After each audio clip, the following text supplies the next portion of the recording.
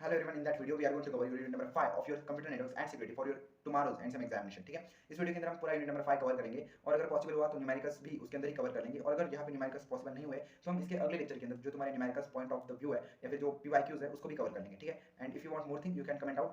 इसके अंदर जितनी भी थियरी है वो पूरी कर चुका हूँ, जितने भी पीवाईक्यूज है सारे कवर हो चुके हैं इस वीडियो के अंदर. So let's go and thank you for watching. Now let's start with application layer. Application layer क्या है? सबसे पहला लेयर तुम्हारी ओएस का टॉप मोस्ट लेयर है. यूजर्स के लिए होता है वो. यहाँ पे जो तुम्हारे www ईमेल स्ट्रीम ऐसे जो एग्जाम्पल्स रहेंगे, ऐसे जो डोमेन्स रहेंगे उनको यहाँ पे सपोर्ट किया जाता है. डोमेन नेम्स को तुम्हारी पूरी वेबसाइट है उसको वो क्या करता है, सपोर्ट करता है. जैसे www.com ये चेक करने का काम कौन करेगा? तुम्हारा एप्लीकेशन लेयर. यानी कि तुम्हारी वेबसाइट की पहले जो होता है www होता है, https होता है, वो चेक करने का काम कौन करता है? एप्लीकेशन लेयर करता है. ये टॉप मोस्ट लेयर प्रोटोकॉल है तुम्हारा. यानी कि ओएस मॉडल का सबसे पहला वाला जो लेयर है उसको हम एप्लीकेशन लेयर करते हैं. ठीक है, ये रिक्वेस्ट रिस्पांस मॉडल के ऊपर बेस्ड है. यानी कि जब तुम्हारा यूजर रिक्वेस्ट सेंड करेगा तभी जो सर्वर है वो उसको रिस्पांस करेगा. ये होता है रिक्वेस्ट रिस्पांस मॉडल. ठीक है, ये वर्चुअल सर्विसेज को यूजर की प्रोवाइड करने का काम करता है और कम्युनिकेशन सेट करता है सॉफ्टवेयर एप्लीकेशन के बीच में और डिफरेंट जो कंप्यूटर एप्लीकेशंस होते हैं उसके बीच में एक कम्युनिकेशन सेट करने का काम तुम्हारा एप्लीकेशन लेयर करेगा. ठीक है, उसके बाद वेब मतलब कलेक्शन ऑफ डाटा. ये वेबसाइट क्या होती है, मतलब वेब ब्राउजर क्या होता है? कलेक्शन ऑफ डाटा, जिसके अंदर वीडियो, ऑडियो, इमेज ऐसा मल्टीपल टाइप ऑफ डाटा क्या होता है, स्टोर होता है, उसको हम कहते हैं वेब. और जो वेब होता है उसको एक्सेस करने के लिए हमें ब्राउजर यूज करना पड़ता है और उसी ब्राउजर को हम कहते हैं वेब ब्राउजर. ठीक है, वेब ब्राउजर के अंदर कंपोनेंट्स कौन से रहेंगे? तुम्हारा मेनी बार रहता है. मेनी बार मतलब तुम्हें देखना है वो साइड में 3 लाइंस होती है, वो मेनी बार. व्यू विंडो यानी कि जिस विंडो के ऊपर तुम उस ब्राउजर को देख रहे होते हो. उसके बाद स्टेटस बार यानी कि जो तुम्हारा वो नहीं क्या ऐसे गोल घूमते रहता है उसको हम स्टेटस बार कहते हैं. और लोकेशन बार मतलब तुम्हारे ब्राउजर की लोकेशन क्या है वो. उसके बाद यूआरएल कंसीडर, यानी कि ब्राउजर क्या करता है? यूआरएल कंसीडर करता है. यानी कि अगर कोई यूजर लेट से तुमने क्या किया ब्राउजर के ऊपर google.com डाला तो वो यूआरएल को कंसीडर करेगा. उसके बाद रिक्वेस्ट को सेंड करेगा सर्वर को. ठीक है, वो क्या करेगा? रिक्वेस्ट करेगा सेंडर को, सर्वर को, और फिर जो रिसीव इन्फो है मतलब वो जो इन्फॉर्मेशन रिसीव करेगा क्लाइंट की वो भेज देगा तुम्हारे सर्वर को. फिर उस को क्या करेगा? रेंडर करेगा और डिस्प्ले करेगा. मतलब जो इन्फॉर्मेशन है वो सर्वर को भेज देगा, सर्वर उसको क्या करेगा? रिप्लाई कर देगा और वो रिप्लाई क्या करेगा? वो यूजर को दिखाएगा बाय यूजिंग डिस्प्ले. और उसके बाद मेंटेन हिस्ट्री कुकीज, जो भी हिस्ट्री होती है उसको रिप्रेजेंट करता है. अभी इस डायग्राम के थ्रू समझो कि वो कवर कैसे करता है. देखो, ब्राउजर के थ्रू क्या करोगे तुम? लिंक सेंड करोगे तुम्हारे ब्राउजर को. ब्राउजर से जो लिंक होती है वो सर्वर के पास जाती है. सर्वर क्या करता है? बाय यूजिंग टीसीपी कनेक्शन जो तुम्हारा आंसर है वो तुम्हें फिर से ब्राउजर के थ्रू भेज देता है. दैट इज योर ब्राउजर या फिर वेब ब्राउजर. ठीक है, अब नेक्स्ट बात होती है यूजर एंटर यूआरएल. हाँ, अभी उसका क्या लिखा है? वर्किंग लिखा है. यूजर एंटर यूआरएल, यूजर क्या करता है? यूआरएल को एंटर करता है. ब्राउजर क्या करता है? डीएनएस के थ्रू आईपी को कनेक्ट करता है बाय यूजिंग सेंसर. उसके बाद जो ब्राउजर होता है वो टीसीपी कम्युनिकेशन क्रिएट करता है बाय यूजिंग सर्वर. उसके बाद जो तुम्हारा ब्राउजर रहेगा वो एचटीटीपी रिक्वेस्ट सेंड करेगा तुम्हारे सर्वर को और जब वो रिक्वेस्ट तुम्हारी एक्सेप्ट हो जाएगी तो जो तुम्हारा क्या है सर्वर है वो तुम्हें आंसर भेजेगा और ब्राउजर तुम्हें वो आंसर उसकी जो स्क्रीन होता है वो ऐसे दिखा देता है. इतना ही बात समझो कि तुम क्या कर रहे हो, तुम गूगल के ऊपर कोई वेबसाइट जाके डाल रहे हो. लेट्स से तुमने नेटफ्लिक्स नाम की वेबसाइट डाली, बस उसका जो वर्किंग है जब तुम नेटफ्लिक्स डालते हो और जो नेटफ्लिक्स तुम्हें दिखने लगती है उसी को हम कहते हैं वेबसाइट. उसको हम वेब ब्राउजर कहते हैं. वेब ब्राउजर मतलब क्या? जब हम नेटफ्लिक्स जाके देखेंगे तुम्हारे वेबसाइट के ऊपर या फिर डिस्नी प्लस हॉटस्टार देखेंगे वो होता है तुम्हारा वेब ब्राउजर और कुछ नहीं है. ठीक है, उसके बाद स्टेटलेस और कुकीज, यानी कि जो वेब होती है वो स्टेटलेस होती है. यानी कि server does not remember your interaction, यानी कि तुमने सर्वर के साथ क्या इंटरेक्शन किया है वो कभी भी तुम्हारा सर्वर याद नहीं रखता. और कुकीज क्या है? Use to maintain user information. जो तुम्हारी कुकीज होती है वो क्या करती है? यूजर की इन्फॉर्मेशन को स्टोर करने के लिए तुम्हारी कुकीज यूज करती है. अगर तुमने वेबसाइट के अंदर नहीं होता क्या एक्सेप्ट कुकीज, रिजेक्ट कुकीज, वो होता है तुम्हारा कुकीज. ठीक है, डोमेन कुकी को वैलिडेट करने के लिए तुम्हारा डोमेन नाम यूज करता है. उसके बाद पाथ, यानी कि जो तुम्हारा कुकीज है उसकी पाथ फाइंड करने के लिए वो यूज किया जाएगा. कंटेंट मतलब नेम वैल्यू पेयर, यानी कि कौन सा कंटेंट तुम्हारी कुकीज के अंदर प्रेजेंट है वो. उसके बाद वो कब एक्सपायर होने वाला है, डेट और टाइम वहाँ पे दिखा दिया जाएगा. और सीरम यानी कि फॉरेस्ट रिपीट्स, जो तुम्हारा डाटा है वो सिक्योर है कि नहीं उसको वो कुकीज के थ्रू चेक किया जाता है. ठीक है, उसके बाद दो टाइप के वेब पेजेस होते हैं, स्टैटिक और डायनेमिक. स्टैटिक मतलब क्या? ऐसे वेब पेजेस जो कभी चेंज नहीं होते, जो एचटीएमएल के ऊपर बेस्ड होते हैं. मतलब देखो उसके ऊपर एक तुमने डाटा डाल दिया तो वो सारे जो क्लाइंट्स है उसको सेम ही दिखेगा. और दूसरा होता है dynamic web pages. Dynamic web pages के अंदर क्या होगा? जो भी डाटा है वो परमानेंट नहीं रहता, वो एज पर रिक्वेस्ट होता है. लेट्स से उसका एग्जांपल समझते हैं स्टैटिक का. स्टैटिक मतलब कोई ब्लॉग वेबसाइट है, ब्लॉग वेबसाइट के ऊपर अगर तुम ब्लॉग देखने जाओगे तो सबके लिए वो ब्लॉग सेम ही दिखेगा. और डायनामिक वेब पेजेस मतलब क्या? बैंकिंग का समझ लो. तो अगर कोई बैंकिंग वेबसाइट है तो ओल्डर पर्सन के लिए अलग दिखती है या फिर तुम्हारे अकाउंट के लिए अलग दिखेगी, करंट अकाउंट के लिए अलग दिखेगी, बैंकिंग सेविंग अकाउंट के लिए अलग दिखेगी. तो एज पर रिक्वेस्ट क्या हो जाएगी? बदलती जाएगी. ठीक है, तो उसकी डायग्राम भी यहाँ पे देखिए कि ये तुम्हारा कंप्यूटर है, कंप्यूटर के थ्रू ब्राउजर को रिक्वेस्ट जाती है, वो रिक्वेस्ट जाती है सर्वर को और सर्वर वो रिक्वेस्ट भेजती है डीबी से. डीबी के अंदर से डाटा है वो फेच किया जाता है, सर्वर के अंदर जाता है, फिर से वो ब्राउजर को दिया जाता है और फिर से वो तुम्हें मिलता है. So that is your stateless web pages and cookies. So that's all about your cookies और इसके बारे में हम आगे पढ़ेंगे इन योर नेक्स्ट पार्ट्स. ठीक है, let's start with the next topic, that is what is DNS, यानी कि डोमेन नेम सिस्टम. डीएनएस का वर्किंग क्या है उसके बारे में. ये बहुत इंपॉर्टेंट पीवाईक्यू है क्योंकि बहुत बार रिपीट हुआ है, इसलिए ये मैंने एज अ पीवाईक्यू लिया है. ठीक है, तो डीएनएस क्या है? Domain name system. यानी कि ये क्या करता है? ह्यूमन रीडेबल लैंग्वेज को मशीन रीडेबल लैंग्वेज के अंदर कन्वर्ट करता है. लेट्स से तुमने क्या किया, तुम्हें यूट्यूब के ऊपर कुछ सर्च करना है, तुम ब्राउजर के ऊपर गए और तुमने डाला www.google.com. क्या ये www.google.com तुम्हारे सर्वर को समझ में आएगा? बिल्कुल नहीं. सर्वर को तो सिर्फ आईपी एड्रेस समझ में आते हैं. तो इसीलिए हमें क्या करना पड़ता है? इस www.google.com को सर्वर के आईपी एड्रेस के अंदर कन्वर्ट करना होता है. इसी प्रोसेस को हम कहते हैं डोमेन नेम सिस्टम. इसी को हम क्या कहेंगे? Domain name system. या फिर तुम कुछ भी डालो www.wikipedia.org, तो उसके भी अंदर उसको आईपी एड्रेस के अंदर कन्वर्ट किया जाएगा और वो तुम्हें दिया जाएगा. मतलब देखो इसके अंदर क्या किया जाता है? ह्यूमन रीडेबल डोमेन नेम को मशीन रीडेबल आईपी एड्रेस के अंदर कन्वर्ट किया जाता है, उसी को हम कहेंगे डोमेन नेम सिस्टम. ठीक है, या फिर तुम कोई भी वेबसाइट ले लो, कोई भी वेबसाइट ले लो, वो तुम्हें एज उसका नेम समझ में आएगी। जैसे कि नेटफ्लिक्स हो गया तो तुम क्या पढ़ोगे www.netflix.com, बट जो मशीन है, जो कंप्यूटर है, वो www.netflix.com नहीं समझ में आएगा, क्योंकि उसको बाइनरी समझ में आती है, उसको आईपी एड्रेस समझ में आता है। इसीलिए जो तुम्हारा क्या होता है डोमेन नेम सिस्टम है, वो क्या करता है, जो ह्यूमन रीडेबल डोमेन नेम है उसको machine readable domain name, sorry machine readable IP address के अंदर कन्वर्ट करने का काम करता है। ठीक है भाई, human reads name easily, computer must communicate using IPs, act as resolver between both. यानी कि क्या, कि जो तुम्हारा ह्यूमन है वो तो www.google.com पढ़ेगा, ऐसे वो नंबर थोड़ी याद रखेगा आईपी एड्रेस, बट जो कंप्यूटर है उसको नेम पढ़ने नहीं आता, वो तो आईपी एड्रेस याद रखेगा। इसीलिए उसको चेंज करने के लिए हम डोमेन नेम सिस्टम का यूज करते हैं, जो क्या करता है ह्यूमन रीडेबल लैंग्वेज को मशीन कोड के अंदर कन्वर्ट करता है, या फिर मशीन रीडेबल आईपी एड्रेस के अंदर कन्वर्ट करता है। ठीक है, उसकी वर्किंग हम देखते हैं। ठीक है, काफ़ी बड़ी उसकी वर्किंग है। तो फर्स्ट ऑफ ऑल, क्योंकि उसकी जो वर्किंग होती है वो बहुत सारे जो लेयर्स है उसके बीच में से जाती है, इसीलिए उसकी वर्किंग थोड़ी सी बड़ी है। तो उसको हम अभी देखते हैं। ठीक है, तो पहली बात कि डोमेन नेम होता क्या है। देखो, डोमेन नेम मतलब जैसे तुमने .com देखा होगा या फिर .org देखा होगा, उसको हम बेसिकली डोमेन नेम कहते हैं, उसको हम बेसिकली क्या कहते हैं, डोमेन नेम कहते हैं। ठीक है, अब ये जो डोमेन नेम होते हैं वो किसी भी तुम्हारी जो वेबसाइट होती है उसको एक यूनिक आइडेंटिटी देने का काम करता है। जैसे कि google.com या फिर wikipedia.org, तो org एक डोमेन नेम हो गया, या फिर जो तुम्हारा google.com है तो .com एक क्या हो गया तुम्हारा, लेट्स से ये हो गया, क्या बोलते हैं उसको, हाँ डोमेन नेम हो गया। ठीक है, so that is your domain name system. अभी वर्किंग क्या है, यूजर रिक्वेस्ट, यूजर क्या करेगा, to DNS server for resolving corresponding IP by addressing website link. यानी कि यूजर क्या करेगा, जो तुम्हारा वेबसाइट का ये क्या बोलते हैं उसको इंटरफेस, या फिर तुम्हारा गूगल ब्राउजर है, उसको क्रोम ब्राउजर है, उसके ऊपर तुम जाके लिंक डालोगे, जो भी तुम्हें वेबसाइट को चाहिए वो, तो वो क्या करेगा, उसकी जो लिंक है वो उस क्रोम ब्राउजर के अंदर डाल देगा। ठीक है, उसके बाद query to recursive DNS solver, request and to recursive resolver. यानी कि जो क्यूरी है उसकी जो रिक्वेस्ट है अभी वो किसको गई है, रिकर्सिव रिसॉल्वर की गई है, manage by user your internet service provider. यानी कि जो तुम्हारा इंटरनेट सर्विस प्रोवाइडर होता है उसके पास वो अभी क्यूरी जाती है। Resolver act as intermediatory point IP, जो रिजॉल्वर होता है वो क्या करता है, फाइंड करने के लिए आईपी और ह्यूमन रीडेबल लैंग्वेज इसके अंदर इंटरमीडिएट की तरह काम करता है। ठीक है, उसके बाद check local cache, or checks if it is already, यानी कि जो लोकल कैच होता है आर क्या करता है, चेक करता है if already as IP address for link cache from previous queries. यानी कि जो प्रीवियस क्यूरीज है, मतलब बहुत सारी क्यूरीज होती है तुम्हारे आर के अंदर, यानी कि राउटर्स के अंदर, तो या फिर जो भी यहाँ जो तुम्हारा सिस्टम रहेगा या फिर रिजॉल्वर रहेगा, वो क्या चेक करेगा, रिकर्सिव रिजॉल्वर क्या चेक करेगा कि कोई आईपी एड्रेस इस पर्टिकुलर विकी वेबसाइट के लिए ऑलरेडी अपने सिस्टम के अंदर प्रेजेंट है कि नहीं, and if found it skips next stops and provides IP address immediately. और अगर उसके अंदर वो प्रेजेंट हुआ, उस रिकर्सिव रिजॉल्वर के अंदर जो डाटा प्रेजेंट हुआ, तो वो सीधे उसको क्या कर देगा, तुम्हें वो दे देगा, ना कि कोई स्टेप प्रोवाइड बचा के रखेगा। ठीक है, उसके बाद स्टेप 4 के अंदर जाते हो, query to root DNS server. मतलब क्या करता है, यहाँ पे रिजॉल्वर डजंट हैव आईपी, यानी कि अभी जो रिजॉल्वर है उसके रिक्वेस्ट रिजॉल्वर है उसके अंदर कोई आईपी एड्रेस असाइन ही नहीं है, तो it queries root DNS server. और तो ये कब कहाँ पे जाएगा, डीएनएस सर्वर को, वो जो क्यूरी है उसको रूट डीएनएस सर्वर के ऊपर भेज देगा। ठीक है, फिर जो रूट डीएनएस सर्वर है वो क्या करेगा, does not IP but direct query to appropriate top level domain server. यानी कि अब ये जो रूट डीएनएस सर्वर है वो जो अपनी क्यूरी है वो किसको भेज देगा, टॉप लेवल डोमेन को भेज देगा, server based on domain extension. यानी कि जो सर्वर है वो डोमेन बेस्ड एक्सटेंशन पर होगा, उसको वो भेज देगा। ठीक है, उसके बाद क्यूरी टू टीएलडी, एक मिनट, उसके बाद जो क्यूरी है वो टीएलडी डीएनएस सर्वर को भेजी जाएगी। टीएलडी सर्वर रिसीव्स क्यूरी, फिर जो टीएलडी सर्वर है वो उस क्यूरी को रिसीव करेगा, respond with location of automotive DNS server. और जो ऑटोमेटिव डीएनएस सर्वर के अंदर जो लोकेशन होगी उसके थ्रू वो रिस्पॉन्ड कर देगा। उसके बाद क्यूरी टू ऑटो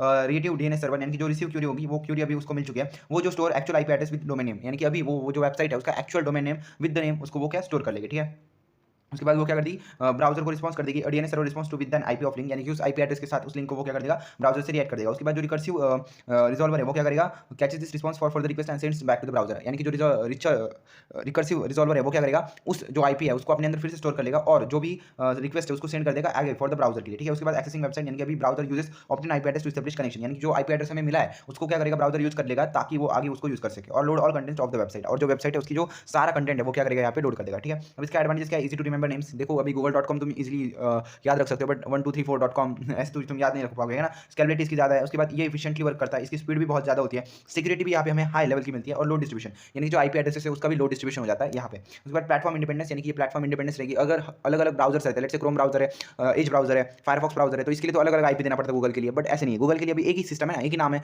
तो उसके लिए क्या होता है, प्लेटफॉर्म इंडिपेंडेंस हमें मिल जाती है। और सपोर्ट फॉर रिकॉर्ड टाइप्स, यानी कि रिकॉर्ड टाइप्स को भी ये मदद करता है, जो कि आईपी एड्रेस के अंदर नहीं होता। ठीक है, अब एक बार फिर से मैं इसकी प्रोसेस अच्छे से समझाता हूँ, आई नो कि थोड़ी सी हार्ड प्रोसेस है, और बट एक बार समझ गए तो बहुत अच्छा होगा। ठीक है, लेट्स गो, एक minute.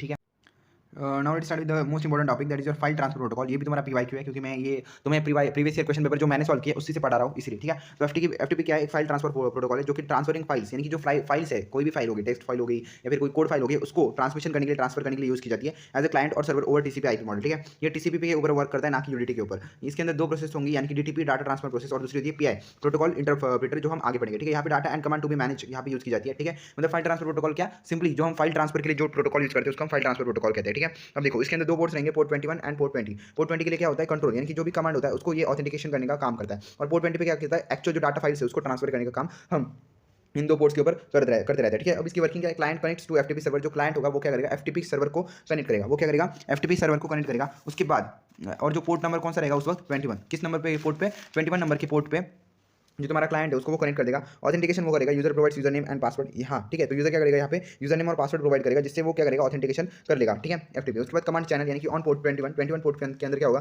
For control commands like list, RETR store, ऐसी जो कमांड्स है उसको यहाँ पे यूज की जाएगी, ठीक है। ये कमांड यूज करके क्या की जाएगी, जो भी कमांड्स है, जो भी ऑपरेशन परफॉर्म करने हैं वो परफॉर्म किए जाएंगे। Data channel on port 21 actual file transfer, यानी कि अभी क्या हो जाएगा, एक्चुअल में जो फाइल ट्रांसफर है वो यहाँ पे होगा, और आफ्टर ट्रांसफर क्या हो जाएगा, जो कनेक्शन क्रिएट किया गया था वो क्लोज किया जाएगा, ठीक है। एक बार फिर से समझो कि प्रोसेस क्या है, प्रोसेस क्या है, working client connects to FTP server, जो एफटीपी सर्वर है उसके ऊपर क्लाइंट क्या करता है, कनेक्ट करता है ऑन पोर्ट 21, यहाँ पे ऑथेंटिकेशन किया जाता है यूजर का एज अ पासवर्ड। उसके बाद कमांड कनेक्शन यूज किए जाते हैं, जो कमांड चैनल है उसके ऊपर मल्टीपल कमांड चलाए जाते हैं। उसके बाद डाटा चैनल को on port 21 actual file transfer के लिए यूज किया जाता है, और आफ्टर ट्रांसफर जो कनेक्शन होता है उसको हम क्लोज कर देते हैं, ठीक है। उसके मोड्स क्या है, एक्टिव और पैसिव, इसके दो मोड्स होते हैं। कौन से दो मोड्स होते हैं, एक्टिव और पैसिव, ठीक है। तो एक बार फिर से हम इसके लिए थोड़ी और इन्फॉर्मेशन मैंने असाइनमेंट के अंदर भी लिखी थी, तो वो भी लिख देना, क्योंकि इतने से नहीं होगा, हाँ मतलब इतने से होगा, बट और एडिशनल कुछ पूछा तो इसीलिए, ठीक है। उसका फोटो नहीं निकाला क्या मैंने, एक minute, DHCP MIME hello SMTP, okay okay okay, हाँ नहीं यही है, इतना ही है, फाइल ट्रांसफर प्रोटोकॉल का इतना ही है, और कुछ नहीं है, ठीक है। फाइल ट्रांसफर प्रोटोकॉल के अंदर इतना ही है, क्योंकि हमें इतना ही लिखना था और मैंने इतना ही लिखा है, ठीक है। Transfer files between clients and all, नहीं है वो, नहीं है एक्चुअल में, ठीक है, नहीं तो ऊपर होगा, एक मिनट देखने दो मेरे को। यूजर स्टेनलेस एंड DNS यहाँ पे है, DNS के बाद FTP, हाँ एक्चुअल में यहाँ पे FTP है, ठीक है। FTP मतलब फाइल ट्रांसफर प्रोटोकॉल, वो हमने पढ़ लिया है, ठीक है। उसके बाद SNMP, ये तो नहीं है, HTTP, हाँ हाँ देखो आ गया, SMTP FTP आ गया, फाइल ट्रांसफर प्रोटोकॉल आ गया। तो इसका फिर से एक बार लिखा है यहाँ पे, ये क्या करता है, फाइल ट्रांसफर करता है between client and server using TCP को यूज करके क्या करता है, ये फाइल ट्रांसफर करता है। इसके अंदर दो मोड्स होते हैं, एक्टिव और पैसिव मोड। एक्टिव मतलब क्या, server open port 20 and connects back to client for data transfer, यानी कि सर्वर क्या करेगा, एक्टिव के अंदर क्या करेगा, जो सर्वर है वो क्या करेगा, 20 नाम का जो पोर्ट है उसको ओपन करेगा और क्लाइंट के साथ रिसीवर को जोड़ देगा, ठीक है। पैसिव मतलब क्या, client initiates both control and data connection, यानी कि यहाँ पे जो क्लाइंट है वो क्या करेगा, बोथ कंट्रोल और डाटा कनेक्शन को इमिडिएट करेगा। इसके अंदर दो होते हैं, स्काई मोड और बाइनरी मोड। स्काई मोड के अंदर क्या होगा, जो तुम्हारे टेक्स्ट फीचर्स या फिर टेक्स्ट डाटा है वो ट्रांसफर होगा, और बाइनरी मोड के अंदर तुम्हारा क्या होगा, सादा वाला डाटा, कौन सा वाला, 012 वाला डाटा ट्रांसफर होगा, ठीक है। अब इसके अंदर कमांड्स कौन सी यूज की जाती है उसको देखो। देखो पहली होती है यूजर मतलब यूजर का नेम देना, पास मतलब सेंड पासवर्ड, यानी कि पासवर्ड को सेंड करना, ये उसकी कमांड है। लिस्ट मतलब लिस्ट फाइल ऑन सर्वर, यानी कि जो भी फाइल्स है उसको सर्वर के ऊपर स्टोर करना। उसके बाद file name, RETR file name, यानी कि डाउनलोड फाइल करने के लिए RETR यूज किया जाता है। उसके बाद स्टोर यानी कि file name, store file name मतलब अपलोड फाइल करने के लिए, स्टोर मतलब स्टोर के लिए, और क्विट मतलब क्लोज कनेक्शन, यानी कि कनेक्शन क्लोज के लिए। ये 5 कमांड्स हम यहाँ पे यूज करते हैं। डिसएडवांटेज क्या है इसके, नॉट सिक्योर और रिप्लेसेबल बाय SFTP, यानी कि जो FTP का सिक्योर फुल फॉर्म है या फिर फॉर्म है उसके अंदर इसको यूज किया जाता है। अभी जो FTP है उसको यूज नहीं करते, ठीक है। इसके एडवांटेजेस भी है, इजी ऑपरेशन होता है, ऑथेंटिकेशन होती है, और प्लेटफॉर्म डिपेंडेंट होता है तुम्हारा, इंडिपेंडेंट होता है तुम्हारा FTP। तो दैट इज योर FTP, ठीक है। थोड़ा हमने ऊपर देखा और थोड़ा नीचे देखा, तुम जब नोट्स में से पढ़ोगे तो दोनों एक साथ पढ़ लेना, ठीक है। डोमेन नेम सिस्टम हो गया, FTP भी हो गया, ठीक है। अब हम टेलनेट के बारे में पढ़ते हैं, ठीक है। अब हम क्या बारे में पढ़ते हैं, टेलनेट के बारे में पढ़ते हैं। टेलनेट क्या करता है, अलाउ यूजर, एक minute, allow user to remotely access and control another computer over internet और लोकल एरिया नेटवर्क। मतलब देखो अभी तुम घर के ऊपर बैठे हो, मतलब घर के अंदर बैठे हो, नहीं तुम घर के बाहर चले गए हो और तुम्हें घर के अंदर जो कंप्यूटर रखा है उसको एक्सेस करना है, तो वो टेलनेट कर देगा, ठीक है। टेलनेट क्या करता है, allow user to remotely access control another computer over internet, यानी कि इंटरनेट की मदद से ऐसे कंप्यूटर को एक्सेस करना जहाँ पे तुम हो ही नहीं, उससे बहुत तुम दूर हो, ऐसे इंटरनेट को एक्सेस करना मतलब टेलनेट होता है, ठीक है। ये बायडायरेक्शनल रहेगा और 8 बिट टाइप रहता है, पोर्ट 23 के ऊपर ये काम करता है। अब्रिविएशन ऑफ टर्मिनल नेटवर्क यहाँ भी यूज किया जाता है। Use for virtual terminal service, जो भी वर्चुअल टर्मिनल सर्विस रहेगी इसके लिए यूज किया जाएगी। क्लाइंट सर्वर प्रोटोकॉल है, यूज बाय TCP, ये क्या है, क्लाइंट सर्वर प्रोटोकॉल है। इसके बाद प्लेटफॉर्म इंडिपेंडेंट है, किसी भी प्लेटफॉर्म पे ये तुम्हारा जो प्रोटोकॉल है वो बेस्ड नहीं है। Enables user to establish connection to remote system and perform task if they were sitting in front of computer, यानी कि ये क्या करता है, यूजर को एक कनेक्शन क्रिएट करने देता है, अगर वो उस कंप्यूटर के सामने बैठा है तो भी कनेक्ट करने देता है, और अगर वो उस कंप्यूटर के सामने बैठा भी नहीं है, बहुत दूर है, तो भी उसको क्या करने देगा, कनेक्शन एस्टैब्लिश करने देगा, ठीक है। उसके अंदर भी क्या होता है, 4 क्या होती है कमांड्स होती है। फर्स्ट होता है AY आर यू देयर, मतलब जो तुम वहाँ पे हो कि नहीं। उसके बाद T यानी कि इरेज कैरेक्टर, इसको हम कहते हैं यूज़ करते हैं इरेज कैरेक्टर करने के लिए। उसके बाद AO यानी कि अबाउट आउटपुट, जो भी आउटपुट तुम्हारा आया है उसको अबाउट कर दो, और क्विट यानी कि क्विट सेक्शन, ठीक है। इसके बारे में भी मैंने नीचे लिखा है अबाउट, हाँ FTP के बाद, हाँ देखो टेलनेट का वर्किंग क्या है, हम पहले कनेक्शन स्टैब्लिश करते हैं, उसके बाद ऑथेंटिकेशन करते हैं कि हाँ भाई हमने करेक्ट जो कंप्यूटर उसको कनेक्ट किया है। उसके बाद कमांड को एक्जीक्यूट करते हैं, और लास्ट में जो तुम्हारा सेक्शन है, यानी कि जब हमारा पूरा काम हो जाएगा तो उसके बाद जो सेक्शन है कनेक्शन है उसको ट्रांसमिशन कर देना, उसको टर्मिनेट कर देने का काम हम यहाँ पे करते हैं। फीचर क्या होता है, ये टेक्स्ट बेस्ड होता है, इंटरेक्टिव कम्युनिकेशन के लिए यूज किया जाता है। रिमोट सिस्टम को ये सपोर्ट करता है, यानी कि रिमोट सिस्टम एडमिनिस्ट्रेशन, यानी कि तुम कोसो मिल भी होगे तो भी तुम्हारे कंप्यूटर को एक्सेस कर पाओगे। उसके बाद enable configuration monitor of network devices, यानी कि जो कॉन्फ़िगरेशन मॉनिटर है नेटवर्क डिवाइसेस को, उसको भी तुम मॉनिटर कर पाओगे। बट इसकी लिमिटेशंस भी होती है कि इनसिक्योर रिप्लेस बाय SSH, यानी कि SSH जो नया प्रोटोकॉल आया है उससे ये क्या किया जाता है, रिप्लेस किया जाता है। सो ये एक इसका डिसएडवांटेज होता है, ठीक है। ये हो गई तुम्हारी मेन तुम्हारा FTP एंड टेलनेट, ठीक है। ये हो गया तुम्हारा FTP एंड टेलनेट। उसके बाद DNS भी हो चुका है, ठीक है। DNS हो चुका है अपना, FTP हो चुका है, टेलनेट हो चुका है। अब SNMP के बारे में पढ़ लेते हैं, ठीक है। सीधा SNMP के बारे में पढ़ते हैं। SNMP मतलब क्या, एक मिनट, एसएनएमपी मतलब क्या, एक्सप्लेन एसएनएमपी वर्किंग, ये प्रीवियस ईयर का क्वेश्चन था। एसएनएमपी मतलब सिंपल नेटवर्क मैनेजमेंट प्रोटोकॉल, जो कि एप्लीकेशन लेयर प्रोटोकॉल होता है, use to monitor manage control network devices, यानी कि जो भी जितने भी नेटवर्क डिवाइसेस है उसको मैनेज करने के लिए, मॉनिटर करने के लिए इसको यूज किया जाता है। ठीक है, इसके कंपोनेंट्स क्या होते हैं, एसएनएमपी मैनेजर, एसएनएमपी एजेंट और मैनेजमेंट इन्फॉर्मेशन बेस। इसके बारे में हम पढ़ेंगे इन द वर्किंग। ठीक है, तो एसएनएमपी क्या होता है, सिंपल नेटवर्क मैनेजमेंट प्रोटोकॉल, यानी कि जितने भी तुम्हारे डिवाइसेस है नेटवर्क के अंदर उनको मैनेज करने का काम तुम्हारा एसएनएमपी करेगा। ठीक है, अब देखो इसके अंदर वर्किंग क्या होती है। सेंडर यानी कि manager send request to agent, यानी कि जो सेंडर होता है या फिर मैनेजर होता है वो क्या करता है, एसएनएमपी एजेंट को रिक्वेस्ट सेंड करता है। फिर जो एजेंट होता है वो रिट्राइव्स requested data item from management information base, यानी कि मैनेजमेंट इन्फॉर्मेशन बेस में से जो तुम्हारा एजेंट है वो क्या करेगा, सारी जो डाटा इन्फॉर्मेशन है उसको फेच करेगा। ठीक है, agent sends respond back to manager, यानी कि जो एजेंट है वो क्या करेगा, फिर से जो रिस्पॉन्ड है वो मैनेजर को फिर से भेज देगा। If device has an issue agent sends trap alert to manager on port 162, यानी अगर तुम्हारे डिवाइस के अंदर कोई भी प्रॉब्लम हो जाएगी तो जो तुम्हारा एजेंट है वो क्या करता है, 162 नाम का ट्रैप या फिर अलर्ट तुम्हारे मैनेजर को भेज देता है। So that is your working. ठीक है, ऑपरेशन कौन से उसके ऊपर गेट, यानी कि डाटा को रिट्राइव करने के लिए गेट, उसके बाद get next retrieve data, next data retrieve करने के लिए, एसटी मतलब चेंज करने के लिए, सेट करने के लिए, गेट बल्क यानी कि बहुत बड़ा जो डाटा है, लार्ज क्वांटिटी ऑफ डाटा को क्या करने के लिए, फेच करने के लिए, ट्रैप मतलब अलर्ट दिखाने के लिए, और इन्फॉर्म यानी कि एक्नॉलेजमेंट के अलर्ट को दिखाने के लिए। ठीक है, अब देखो ये होता है तुम्हारा उसका हेडर फॉर्मेट। ठीक है, पहले होती है मैसेज की लेंथ, यानी कि मैसेज की लेंथ कितनी है, उसका बाद उस मैसेज का वर्जन कितना है, कॉमनली कम्युनिटी जो स्ट्रिंग है उसका वो मेंशन यहाँ पे क्या होता है, उसके बाद पीडीओ हेडर और पीडीओ बॉडी ये होता है। तो एसएनएमपी डाटा यूनिट यहाँ के अंदर होगा। ठीक है, यहाँ पे एक मिनट, यहाँ पे एसएनएमपी डाटा यूनिट होती है और यहाँ पे मैसेज प्रीएम्बल होता है। ठीक है, ये यूडीपी पोर्ट 161 के ऊपर एसएनएमपी मैसेंजर होता है और 162 के ऊपर एसएनएमपी ट्रैप मैसेजर होता है। ठीक है, उसके बाद डाटा टाइप कौन से होते हैं आईएनसीपी के अंदर, इंट होता है, ऑक्टेज स्ट्रिंग होती है, ऑप्टेन आइडेंटिफायर होता है, नल होता है, आईपी होता है, काउंटर होता है और गॉज होता है। ठीक है, ऑल्सो टाइम टिकट्स, ओपेक भी होता है, use to create new data types noting SNMP भी है, मतलब ऐसे डाटा टाइप जो कि हमें पता नहीं होते उसको हम कहते हैं ओपेक, और वो तुम्हारे एसएनएमपी के अंदर क्रिएट किए जाते हैं। ठीक है, ये तुम्हारे डाटा टाइप्स हो गए, ऑक्टेज स्ट्रिंग और वो तुम समझ सकते हो। ठीक है, languages, structure of managing information. ठीक है, abstract syntax notation, basic encoding rules, ये तुम्हारे क्या होते हैं, लैंग्वेजेस होते हैं तुम्हारे एसएनएमपी के अंदर। कौन से structure of managing info, abstract syntax notation and basic encoding rules, ये तुम्हारे लैंग्वेजेस है तुम्हारे एसएनएमपी के अंदर। आई होप सो तुम्हें एसएनएमपी समझ में आ गया हो बहुत अच्छे से। ठीक है, अब नेक्स्ट तुम्हारा एचटीटीपी क्या होता है, हाइपर टेक्स्ट ट्रांसफर प्रोटोकॉल होता है, जो कि वेब एप्लीकेशन के अंदर यूज किया जाता है। ये क्या करता है, communication between client and server को क्रिएट करता है। क्लाइंट और सर्वर कहाँ पे, वेब पेजेस के ऊपर, वेब पेजेस के ऊपर क्लाइंट और सर्वर के बीच में एक क्या करेगा, कम्युनिकेशन लाएगा। Enables transfer of web pages, images and other resources over internet, यानी कि इंटरनेट के ऊपर जो भी वेबसाइट्स होती है उसके अंदर जो भी इमेजेस डाटा होता है या फिर वीडियो डाटा होता है उसको ट्रांसफर करने में मदद करता है। वर्क्स ऑन टीसीपी पोर्ट 80, यानी कि टीसीपी के पोर्ट नंबर 80 के ऊपर ये तुम्हारा काम करेगा। फीचर्स क्या है, ये स्टेटलेस है, यानी कि जो तुम्हारी एचटीटीपी रिक्वेस्ट होती है वो स्टेटलेस होती है। उसके बाद रिक्वेस्ट रिस्पॉन्स मॉडल, ये रिक्वेस्ट रिस्पॉन्स मॉडल के ऊपर बेस्ड है, यानी कि जब रिक्वेस्ट भेजी जाएगी तभी रिस्पॉन्स हमें मिलेगा। उसके बाद ये बहुत ज़्यादा फ्लेक्सिबल होता है और एक्सटेंसिबल भी होता है। ठीक है, extension HTTPS dot encryption for security, यानी कि इसका एक्सटेंशन भी किया गया है, एचटीटीपीएस इसका नया वर्जन भी आ चुका है जो क्या करता है, हायर सिक्योरिटी यहाँ पे प्रोवाइड करने का काम करता है। ठीक है, अब इसके बारे में हम और पढ़ेंगे, रिक्वेस्ट रिस्पॉन्स मॉडल के बारे में और एचटीटीपी के बारे में। तो हम चाहते हैं नीचे एक मिनट, देखो यहाँ पे हम एचटीटीपी के रिक्वेस्ट रिस्पॉन्स मॉडल के ऊपर आ चुके हैं। ठीक है, तो ये था, एक मिनट यार, ये होता है तुम्हारा रिक्वेस्ट मैसेज फॉर्मेट, यानी कि जो तुम्हारा रिक्वेस्ट रिस्पॉन्स मॉडल है तुम्हारे एचटीटीपी का, उसको हम कहते हैं रिक्वेस्ट रिस्पॉन्स मॉडल, उसके ऊपर देखा है। तो send by client to server to request resource और एक्शन, यानी कि ये क्या कौन सेंड करता है, सर्वर सेंड करता है तुम्हारे, सॉरी क्लाइंट सेंड करते हैं तुम्हारे सर्वर को, कौन, रिक्वेस्ट। ठीक है, जैसे कि रिक्वेस्ट ऑफ रेशो, अब इसका जो फॉर्मेट होता है वो ऐसे होता है, पहले रिक्वेस्ट लाइन होती है, फिर हेडर होता है, फिर बॉडी होती है। रिक्वेस्ट लाइन मतलब क्या, HTTP method action client wants to server to perform, यानी कि ऐसी एक्शन जो क्लाइंट चाहता है कि सर्वर परफॉर्म करे। उसके बाद हेडर के अंदर पाथ बीइंग रिक्वेस्टेड, यानी कि जो इन्फॉर्मेशन यूजर को चाहिए वो होती है हेडर के अंदर, और बॉडी मतलब वर्जन ऑफ एचटीटीपी यूज्ड, ये होता है रिक्वेस्ट मैसेज फॉर्मेट। ठीक है, अब देखो जो रिक्वेस्ट लाइन रहेगी उसके अंदर एडिशनल मेटा डाटा रहेगा।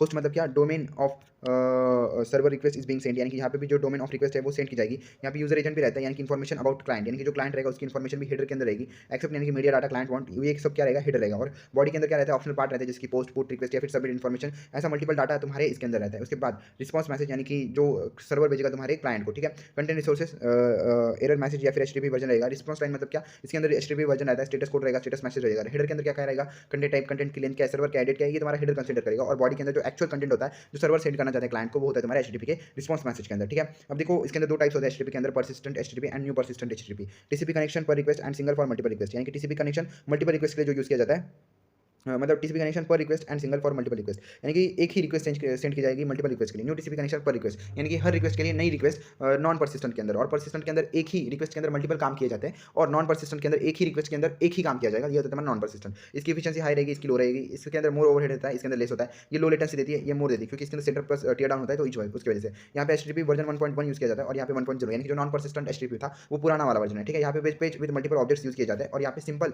रिक्वेस्ट यूज की जाएगी। ठीक है, यहाँ पे कीप्स कनेक्शन ओपन, यहाँ पे जो कनेक्शन है वो ओपन किए जाएंगे और जो क्लोजेस्ट आफ्टर ईच रिस्पॉन्स, यानी कि यहाँ पे जो कनेक्शन है वो हर रिस्पॉन्स के बाद क्या किया जाएगा, क्लोज किया जाएगा, ठीक है। और ये फास्टर होता है और ये स्लो होता है। तो ये तुम्हारे परसिस्टेंट और नॉन परसिस्टेंट एचटीटीपी हो गया। अब इसके अंदर मेथड्स होती है गेट, हेड। गेट मतलब क्या, तुम्हारा जो क्लाइंट सर्वर रिक्वेस्ट है उसको लेना, उसके बाद हेड यानी कि जो एक्शन है, जो तुम्हारा हेड है, हेडर के अंदर की जो इन्फॉर्मेशन है वो निकालना। पुट मतलब अगर तुम्हें कोई डाटा पुट करना है तो वो, पोस्ट मतलब कोई वेब पेज के अंदर कोई डाटा पोस्ट करना है तो वो, डिलीट मतलब कोई डाटा डिलीट करना है या फिर कोई जो रिक्वेस्ट है उसको डिलीट करना है तब। उसके बाद ट्रेस यानी कि जो तुम्हारी रिक्वेस्ट है वो कहाँ तक पहुंची उसको ट्रेस करना। कनेक्ट मतलब जो तुम्हारा कनेक्शन है वेब सर्वर के बीच में या फिर क्लाइंट सर्वर के बीच में उसको कनेक्ट करना। और ऑप्शंस यानी कि कितने ऑप्शंस तुम्हें प्रेजेंट होते हैं और कोई भी ऑप्शंस हो गए तो उसको वो क्या करता है से यूज़ करने के लिए मदद करता है। ये तुम्हारे क्या होते हैं, मेथड्स होते हैं। आई थिंक तुम्हें persistent and non persistent HTTP एक बार फिर से समझा देता हूँ कि परसिस्टेंट एचटीटीपी मतलब क्या, मल्टीपल कनेक्शन। लेट्स से ये तुम्हारे क्या है, मल्टीपल रिक्वेस्ट है, तुम्हें एक क्लाइंट को भेजनी है तो इसके लिए सीधे सिर्फ तुम क्या करोगे, एक ही रिक्वेस्ट भेजोगे तुम्हारे सर्वर को, बट ठीक है। बट अगर तुम्हारा परसिस्टेंट रहेगा तो परसिस्टेंट के लिए क्या करना पड़ेगा, ये एक रिक्वेस्ट अलग से जाएगी, ये एक मिनट देखो, ये एक रिक्वेस्ट अलग से ये एक रिक्वेस्ट अलग से जाएगी, ये एक रिक्वेस्ट अलग से जाएगी और ये एक रिक्वेस्ट अलग से जाएगी। ये होता है नॉन परसिस्टेंट। और परसिस्टेंट मतलब क्या, तीनों की एक साथ जाएगी, that is your persistent HTTP, ठीक है। आई होप तुम्हें परसिस्टेंट एचटीटीपी समझ में आ गया होगा। This is your next protocol, that is your simple mail transfer protocol, ठीक है। सिंपल मेल ट्रांसफर प्रोटोकॉल मतलब क्या, जो ऐसा प्रोटोकॉल जो कि तुम्हारे मेल को ट्रांसफर यानी कि जो तुम्हारे जीमेल्स होते हैं या फिर ईमेल्स होते हैं उनको सेंड करने के लिए जो प्रोटोकॉल यूज किया जाएगा उसको हम कहते हैं सिंपल मेल ट्रांसफर प्रोटोकॉल, ठीक है। जिसके अंदर हम सेंडिंग एंड फॉरवर्डिंग मेल्स के लिए यूज किया जाता है between servers from client to server, यानी कि ईमेल को सेंड करने के लिए जो प्रोटोकॉल यूज किया जाएगा उसको हम कहेंगे एसएमटीपी, जो कि टीसीपी पोर्ट 25 को यूज करता है सर्वर टू सर्वर। और अगर हमें क्लाइंट टू सर्वर करना है तो पोर्ट 57 या फिर 465 को यहाँ पे यूज किया जाता है, ठीक है। अब इसकी वर्किंग क्या है, वर्किंग करता है, ठीक है, एक मिनट देखो, ये उसकी वर्किंग है। User send email from client, यानी कि जो यूजर है वो क्या करता है तुम्हारी इसके अंदर जो जीमेल है या फिर आउटलुक है उससे क्या करेगा, ईमेल सेंड करेगा तुम्हारे क्लाइंट को। लेट्स से पर्सन ए है, पर्सन बी है, तो पर्सन ए ने पर्सन बी को क्या कर दिया, डाटा ईमेल सेंड कर दिया। एसएमटीपी क्लाइंट क्या करेगा, मेल यूजर एजेंट, जिसको हम कहते हैं mail user agent, connects to SMTP server, यानी कि वो क्या करेगा, एसएमटीपी सर्वर को कनेक्ट करेगा, ठीक है। वो क्या करेगा, एसएमटीपी सर्वर को कनेक्ट करेगा। उसके बाद SMTP server mail agent on port 57465, ठीक है। मतलब जो तुम्हारा एसएमटीपी क्लाइंट है मेल यूजर एजेंट वो कनेक्ट करेगा SMTP server mail transfer agent को, ठीक है, ऑन पोर्ट 487 और 465, ठीक है। उसके बाद सर्वर टू सर्वर डिलीवरी, यानी कि सर्वर से सर्वर तक डिलीवरी होगी। If recipient is on different domain, SMTP server forward mail to recipient SMTP server using port 25, यानी कि पोर्ट 25 यूजर का यूज करके क्या करेगा, सर्वर से सर्वर तक जो तुम्हारा एसएमटीपी है वो एक दूसरे को डाटा सेंड करेगा। और recipient retrieves email using POP3 IMMP, यानी कि जो IMMP होगा या फिर POP3 होगा उसकी मदद से क्या होगा, जो रिसिप्टेंट है यानी कि जो रिसीवर है जिसको डाटा जाने वाला है वो क्या करेगा, डाटा को रिट्राइव करेगा, ठीक है। SMTP does not handle retrieval, यानी कि जो रिट्राइवल होता है वो कौन हैंडल करता है, तुम्हारा POP3 या फिर IMAP हैंडल करता है, ना कि तुम्हारा कौन हैंडल करता है, वो तुम्हारा POP3 या फिर IMP, ना कि तुम्हारा वो जो एसएमटीपी होता है वो, ठीक है। तो वर्किंग क्या होता है, पहले यूजर सेंड करेगा ईमेल को, फिर एसएमटीपी क्लाइंट क्या करेगा, उस मेल ट्रांसफर को मेल यूजर एजेंट को कनेक्ट करेगा, मेल ट्रांसफर एजेंट को और पोर्ट 57465 से कनेक्ट कर देगा। उसके बाद जो सर्वर होता है वो क्या करेगा, सर्वर से सर्वर तक डिलीवरी करेगा, यानी कि जो डाटा है उसको रिट्राइव करने का काम करता है, एसएमटीपी सर्वर को कनेक्ट करने का काम करता है यूजिंग पोर्ट 25। उसके बाद रिसिप्टेंट क्या करता है, ईमेल को रिट्राइव करता है बाय यूजिंग POP3 या फिर IMP, ठीक है। ये हो गया तुम्हारा वर्किंग। उसके बाद रिस्पॉन्स कोड कौन से होते हैं, 2xx होता है यानी कि सक्सेस, उसके बाद 4xx मतलब टेम्पररी फेलियर, 5xx मतलब परमानेंट फेलियर और 3xx मतलब कि कमांड एक्सेप्टेड या फिर जो तुम्हारा काम है वो एक्सेप्ट हो चुका है। ये होता है तुम्हारे रिस्पॉन्स कोड, ठीक है। इसके बाद कमांड होती है हेलो, ये hello identify client to server, यानी कि ये क्या करता है, सर्वर से लेके क्लाइंट को आइडेंटिफाई करता है। मेल फ्रॉम यानी कि स्पेसिफाई सेंडर ईमेल एड्रेस, यानी कि जो सेंडर है उसका ईमेल एड्रेस क्या है उसको स्पेसिफाई करेगा। रिसिप्टेंट टू मतलब रिसिप्टेंट का ईमेल एड्रेस क्या है उसको चेक करेगा। उसके बाद डाटा मतलब जो डाटा हमें भेजना है ईमेल के थ्रू उसको हम कहते हैं डाटा। क्विट मतलब क्या है, जो सेक्शन है उसको टर्मिनेट कर देना यानी कि क्विट, और उसके बाद रिसेट यानी कि जो तुम्हारा पूरा सेक्शन है उसको रिसेट कर दो। ये होते हैं तुम्हारे कमांड्स, ठीक है। अब एडवांटेजेस मतलब क्या है, रिलायबल होता है, सपोर्टेड होता है, मल्टीपल रिसिप्टेंट और सपोर्ट यहाँ पे किया जाता है। लिमिटेशन मतलब नॉट हैंडल ईमेल रिट्राइवल, यानी कि जो ईमेल रिट्राइवल होता है उसको हैंडल नहीं करता, उसके लिए IMAP या फिर POP3 लगता है। मतलब जो ईमेल सेंड करते हैं सिर्फ उसके लिए ये है, जो ईमेल हम लेते हैं उसके लिए ये नहीं है, ठीक है। ओरिजिनली नो इंक्रिप्शन, यानी कि नो इंक्रिप्शन यहाँ इसके अंदर नहीं होता है। और misuse for spam if not well organised, यहाँ पे जो तुम्हारा स्पैम हो सकता है अगर ये वेल ऑथराइज नहीं है तो। उसके बाद हम MIME के ऊपर आते हैं, मल्टीपर्पज इंटरनेट मेल एक्सटेंशन, यानी कि ये क्या है तुम्हारा वही है एसएमटीपी का ही एक्सटेंडेड फॉर्मेट है, जिसके अंदर हम एसएमटीपी के अंदर क्या कर देते हैं, टेक्स्ट ईमेल को भेज सकते थे ना, तो इसके अंदर हम क्या करेंगे, इमेजेस को भेज पाएंगे, वीडियोस को भेज पाएंगे, ठीक है। नॉन टेक्स्ट अटैचमेंट्स यानी कि जो तुम्हारे PDF हो गए, तुम्हारा वीडियो हो गया, तुम्हारा ऑडियो हो गया, इसको हम इसके अंदर दे सकते हैं। मल्टीपल कैरेक्टर सेट यानी कि बहुत बड़ा डाटा है तो भी इधर उसको हम दे सकते हैं। Multiple parts in single email, एक सिंगल ईमेल के अंदर मल्टीपल पार्ट्स बना के भी हम MIME के थ्रू डाटा भेज सकते हैं। It is extension of SMTP, ये कुछ नहीं एक्सटेंशन है तुम्हारा एसएमटीपी का, जो कि ज़्यादा काम करता है क्योंकि एसएमटीपी सिर्फ टेक्स्ट को भेज सकता था और ये ऑडियो वीडियो सबको भेज देता है, ठीक है। उसके बाद इसकी नीड क्या है, emails only handle 7 bit ASCII bit, यानी कि जो तुम्हारा एसएमटीपी होता है एक्चुअली में वो ओनली 70 बिट ASCII टेक्स्ट को हैंडल करता है। कुड नॉट सेंड अटैचमेंट्स, यानी कि उसके अंदर जो नॉन इंग्लिश कैरेक्टर्स है, मराठी, हिंदी, इंग्लिश या फिर जो तुम्हारे PDFs हो गए उसको वो हैंडल नहीं कर पाता। तो MIME क्या करता है, इसको सॉल्व करता है by using encoding and labelling content, यानी कि कंटेंट को इनकोडिंग करके और लेबलिंग करके उसको वो क्या करता है, एक्सेप्ट कर लेता है, ठीक है। इसके एडवांटेज क्या, इनेबल सेंडिंग अटैचमेंट्स मतलब PDF तुम सेंड कर पाते हो। उसके बाद सपोर्ट इंटरनेशनल कैरेक्टर सेट, यानी कि मराठी, हिंदी, इंग्लिश सब यहाँ पे चल जाता है। कॉम्प्लेक्स मैसेजेस यहाँ पे सेंड किए जा सकते हैं और मल्टीपल पार्ट्स यहाँ पे यूज किए जाते हैं, ठीक है। अब उसका स्ट्रक्चर क्या होता है देखो MIME वर्जन का स्ट्रक्चर रहेगा उसका MIME version indicate MIME standard version, ठीक है। MIME का वर्जन मतलब MIME standard version. Content type specifies data type to be send, कौन सा डाटा टाइप हमें सेंड करना है वो उसका कंटेंट टाइप रहेगा, ठीक है। उसके बाद टेक्स्ट प्लेन इमेज JPG, यानी कि टेक्स्ट और प्लेन होगा तो इमेज और JPG रहेगा, टेक्स्ट और HTML रहेगा तो एप्लीकेशन या फिर PDF रहेगी, और मल्टीपार्ट मिक्स भी यहाँ पे हो सकता है, ठीक है। अब कंटेंट ट्रांसफर इनकोडिंग मतलब क्या, specify how content is encoded for transmission, यानी कि उस जो तुम्हारा डाटा है वो ट्रांसमिट करने के लिए कैसे इनकोड किया गया है वो यहाँ पे लिखा गया है। उसके बाद 7 बिट का होता है प्लेन का, और बेस जो 64 होता है वो बाइनरी फाइल्स के यहाँ पे यूज किया जाता है, और यहाँ पे कोडेड प्रिंटेबल भी यूज किया जाएगा, टेक्स्ट विद स्पेशल कैरेक्टर्स, यानी कि स्पेशल कैरेक्टर का टेक्स्ट यहाँ पे यूज किया जाता है, ठीक है। उसके बाद कंटेंट डिस्पोजिशन, यानी कि support how to display content, यानी कि डिस्प्ले को कैसे मतलब कंटेंट को डिस्प्ले कैसे करना है वो भी यहाँ पे सपोर्ट किया जाता है। ये होता है तुम्हारा MIME इन शॉर्ट, ठीक है। दैट इज योर MIME, यानी कि मल्टीपर्पज इंटरनेट मेल्ड एक्सटेंशन, यानी कि इतना याद रखना है कि ये क्या करता है, तुम्हारे ऑडियो वीडियो या फिर रेडियो है उन सबको सेंड करने का काम तुम्हारा MIME करेगा, और अटैचमेंट देगा, PDF सेंड कर सकते हो, सब कुछ सेंड कर पाओगे in the binary encoded form, ठीक है।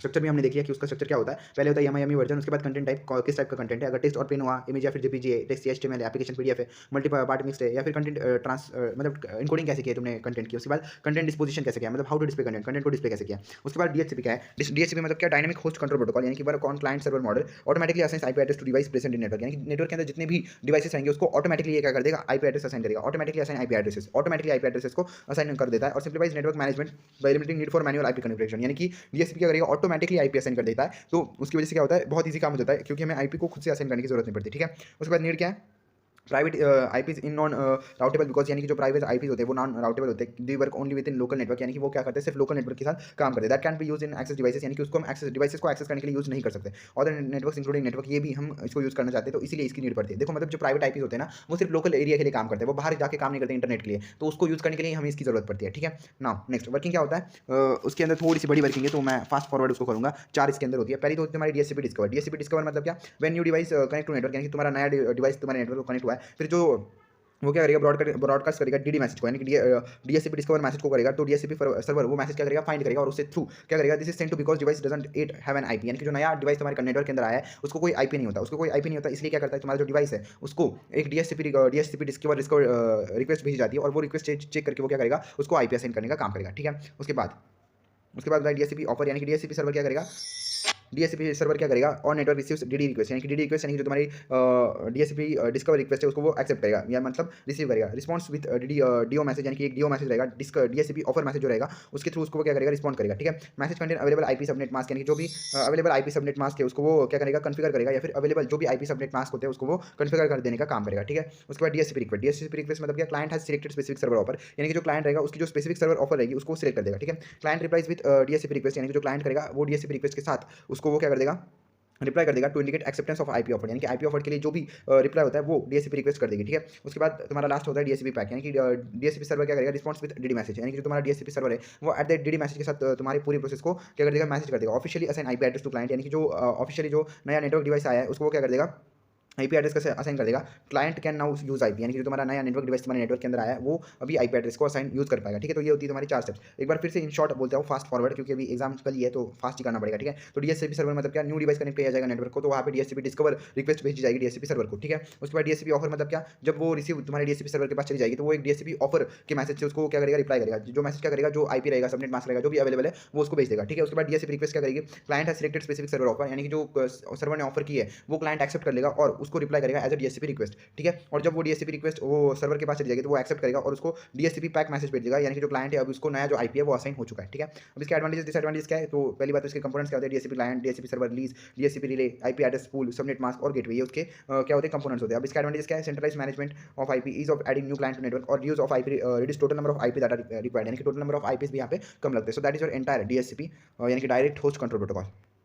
Next is your web catching. Web catching क्या होती है, इट इज़ अ डेफिनेशन, मतलब इसका मीनिंग क्या होता है। Web catching is a technique of storing copies of frequently accessed web, यानी कि एक इंसान ने किसी भी डाटा को वेब के अंदर कितनी बार एक्सेस किया है उसको वेब कैचिंग के अंदर स्टोर किया जाता है, ठीक है। जैसे कि ऑब्जेक्ट हो गए, HTML पेजेस हो गए, लेट्स से तुमने कोई बहुत सारे HTML pages scripts web browser के ऊपर क्या कर लिए, चेक कर लिए, तो उसको वो चेक करते रहेगा कि भाई इसने कितनी बार उस डाटा को एक्सेस किया है, ठीक है। Called catches so that future request can be reserved faster without, मतलब देखो contacting the original web server, मतलब देखो अगर अब लेट से तुमने क्या किया, तुमने गूगल की वेबसाइट को 1000 बार विजिट कर दिया, तो वो जो तुम्हारा सर्वर है, वो जो तुम्हारा वेब कैच है, उसके अंदर तुम्हारी सारी इन्फॉर्मेशन रहेगी। तो उससे क्या होगा, वो जो वेब ब्राउजर है तुम्हें गूगल के रिलेटेड ही चीज़ें दिखाता है, इसलिए वेब कैचिंग की जाती है। वेब कैचिंग मतलब क्या, लेट से तुमने क्या की, एक रिक्वेस्ट सेंड की गूगल के लिए, तो जो तुम्हारा वेब कैच है वो क्या करता है, यही गूगल की रिक्वेस्ट तुम्हें कंटिन्यू सेंड करते रहेगा।